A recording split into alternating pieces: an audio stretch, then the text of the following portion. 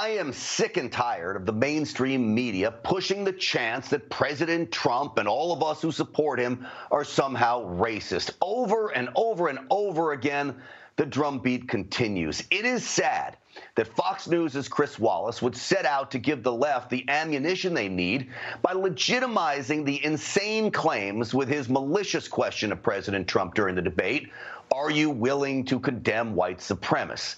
Something Wallace knows Donald Trump has done over and over again. Racism is evil, and those who cause violence in its name are criminals and thugs, including the KKK, neo-Nazis, white supremacists. Do you want white supremacists to vote for you? No, I don't at all, not at all. You had people, and I'm not talking about the neo-Nazis and the white nationalists, because they should be condemned totally, and strongly condemned the neo-Nazis, the white supremacists, and the KKK. I am concerned about the rise of any group of hate. I don't like it. Any group of hate. Look, this proves the president has answered that question too many times to count. Maybe Wallace would have been better served, though, to ask Joe Biden, are you willing to admit you have made and continue to make racist comments? Are you a racist, sir? It's time to officially flip the script, right, folks? And unlike what the left does to Donald Trump, I don't need to twist words or make up stories. I only have to look at history. Joe Biden is a segregationist. In the 1970s, he vehemently opposed busing and integration. In fact, it was the signature issue of his campaign for the United States Senate. If you listen to him today, you wouldn't think much has changed. If you have a problem figuring out whether you're for me or Trump and you ain't black, how many times you get the call? I'd like to talk to you about your credit card. what you all know, but most people don't know, unlike the African-American community, with notable exceptions, the Latino community is an incredibly diverse community.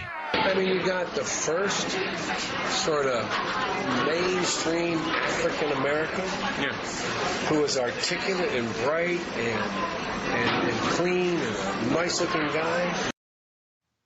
Well, there's all of that.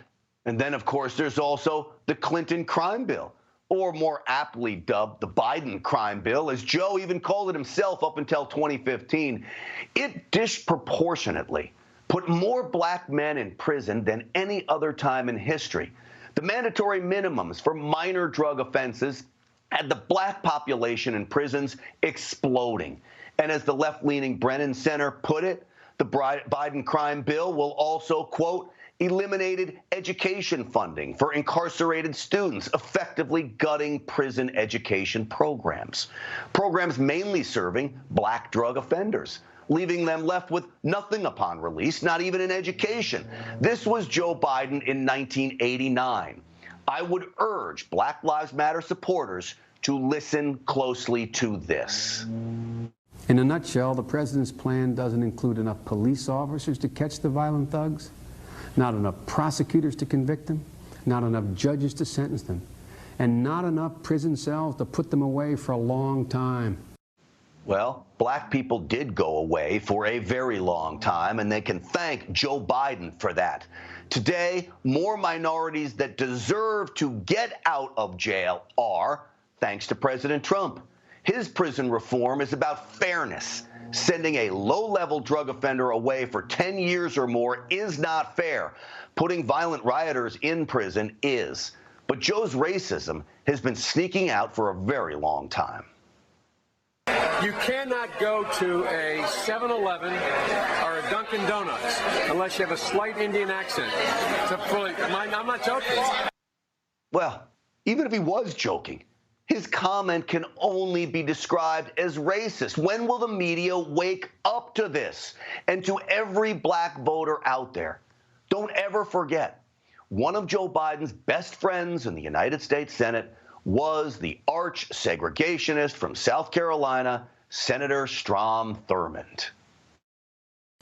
For what else would explain that he asked, I'm told by Nancy, a guy named Biden from the state of Delaware, to be one of his eulogists?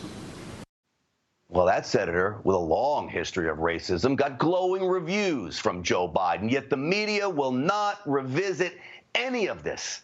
Instead of focusing on the real racist, they focus on one that doesn't exist, lobbing racist accusation bombs at the president, a man who has done more good things for the black people in America than Joe Biden ever has.